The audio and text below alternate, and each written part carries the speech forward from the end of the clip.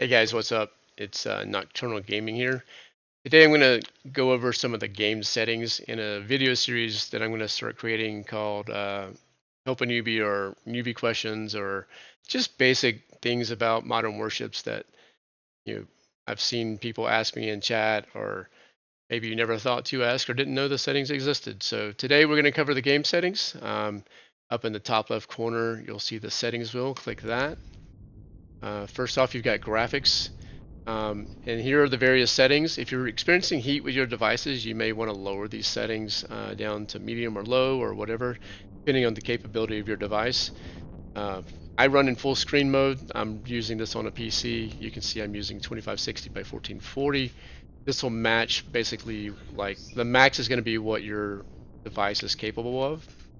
You could lower it and go into window mode. I wouldn't recommend that personally, but you can do it. One warning about full exclusive: if you click this, you won't be able to get the mouse outside of the game when you're in a match. So I'd be careful with that one.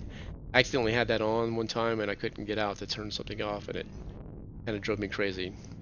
VSync, I leave this off. This is a recommendation of my son. The VSync would take away the screen tearing, but it would add latency to the display, and he said the trade-off is not worth it. Knows his stuff, so I trust his input on that. Maximum FPS in battle and in port, you can set these. Again, you can lower these down if you want to reduce some of the stress on the device and the hardware, if you're having heat issues and things like that. In port, it really wouldn't matter. Obviously, the higher the FPS is, the better your view experience is going to be in game. So if your device can handle it, I would raise it up.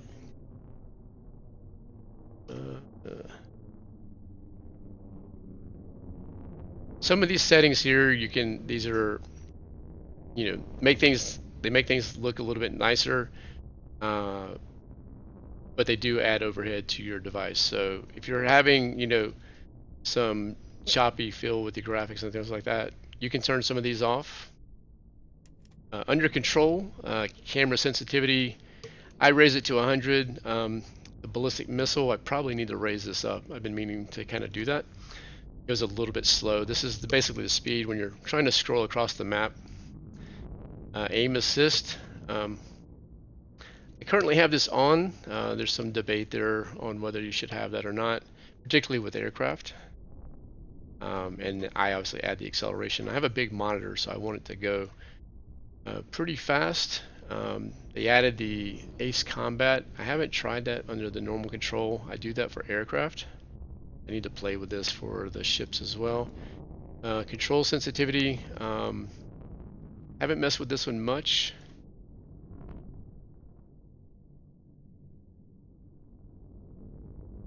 Yeah, I don't do a lot of flying, so there may be, you may want to play with the settings here if you're flying aircraft and things like that.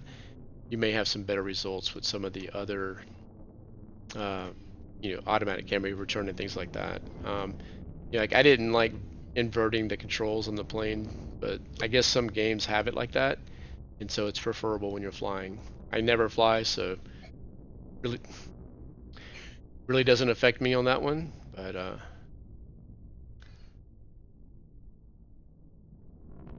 so here under the control mappings, you can reset the default buttons. Click one of these and you press the button that you want to map it to. I use an external gamepad, so I haven't changed any of these settings. I'm just using what is there by default, and using the gamepad to do that translation for me. So I haven't changed any of these, but if you don't like the default layout, you can change that. This is basically for PC version when you have a keyboard, things like that. There are different settings for the types of vehicles, for fighter aircraft, helicopters, unmanned vessels, and for common. They did add the, let me go back to that, because they did add the axis for the helicopters, and okay, so it's shift and control to go up and down. So you can do that independently now. In the past, that wasn't an option. I hope they add that for the camera as well, because I was covering the matches would have been nice to be able to raise the camera up without having to look down to do that. So under game settings, I always do the camera distance at 100%, gives it a little bit further back view, helps you with aiming around obstacles and things like that. Same with the camera height. Shake, absolutely turn this off unless you just want to have it mess up your aim. This will add a shake effect when missiles and things are firing, and I find it extremely annoying, so I would recommend you turn that off. I'd turn on all markers because I want to know what's coming. This one, you know, if you fly, you may want to experiment with the setting. I don't want it to switch to a unit.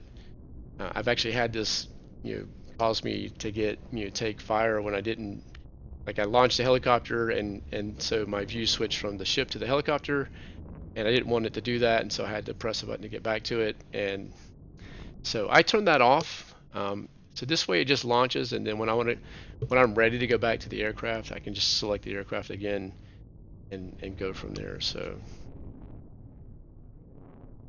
damage log, I think, is a good one to have to see how much damage you're doing. You know, when you're firing at an opponent. Calculation hit markers.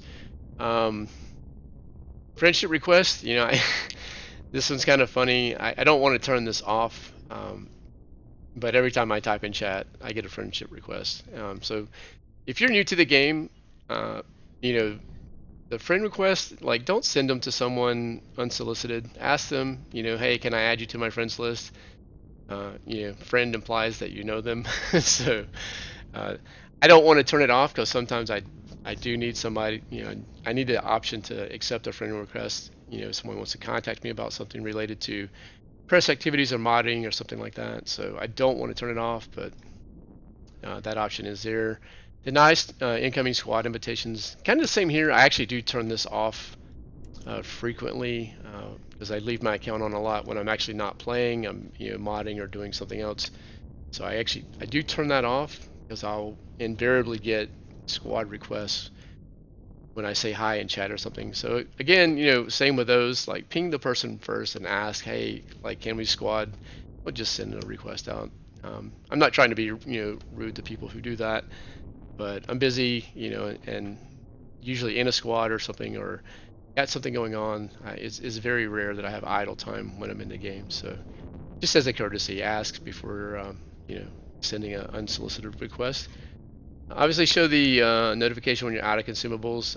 I've gotten in a very good habit of checking these so I don't run out, because you really don't want to find out mid-battle that you're out of consumables.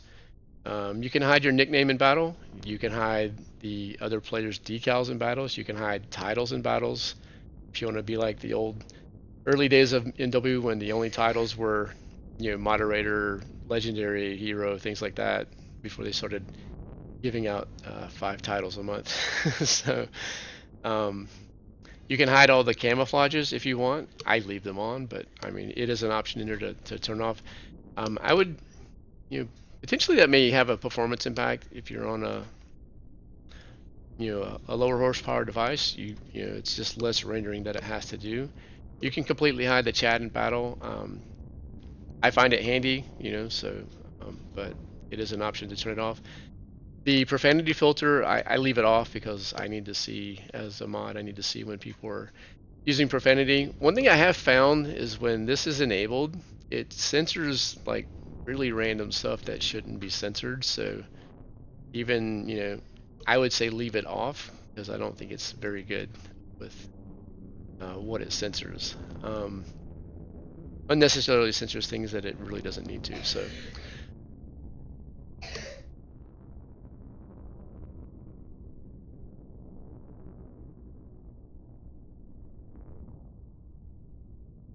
I leave all the indicators on, ship hit, missile threat, you know, torpedo indicator.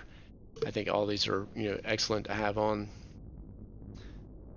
You can do the sound effect as well. I do leave that on. Actually, I have a hard time personally playing when I don't have the spotted sound effect on. It's the general quarters alarm.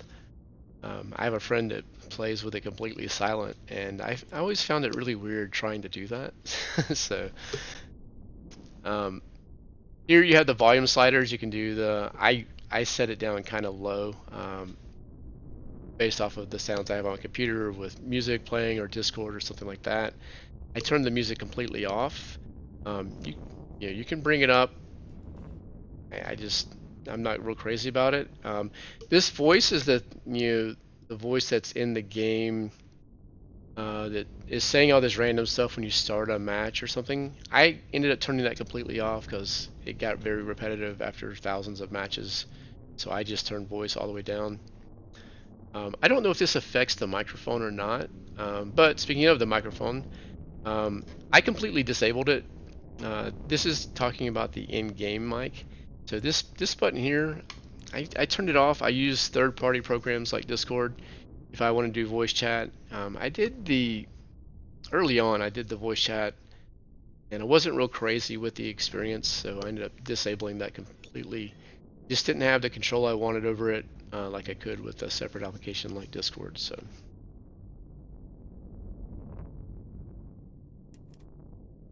Um, Here's where your security code is for your market items. So you can have your account require a code to sell market items.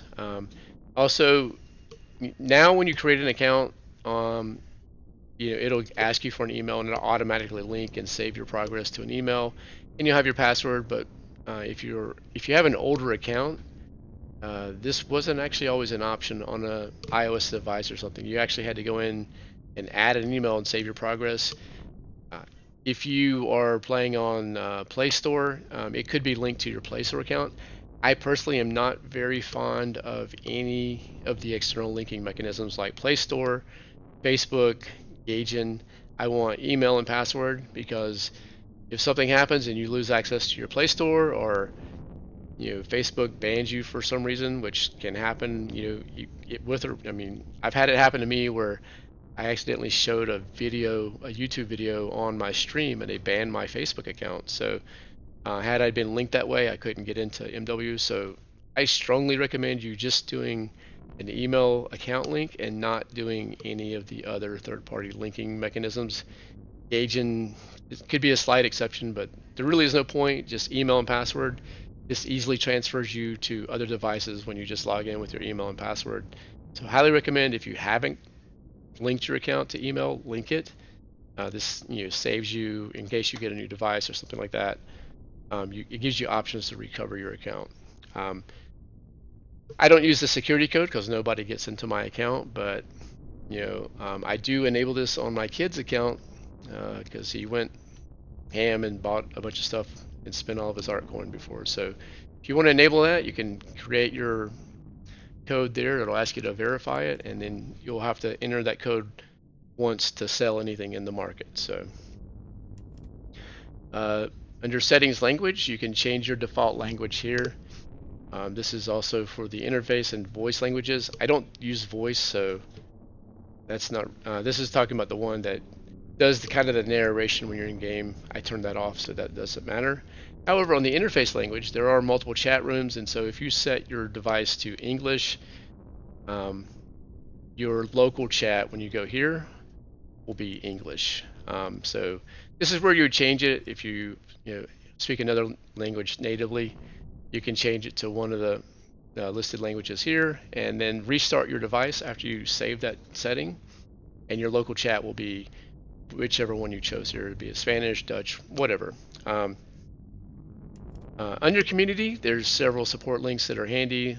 You have the Facebook group, the official Modern Warships Discord, the Artstorm site, the YouTube page, and settings support is where you can contact support about any game-related issues, and then of course Telegram. So that's it on settings. If you have any other suggestions for videos, please let me know. Like and subscribe. We'll see you around.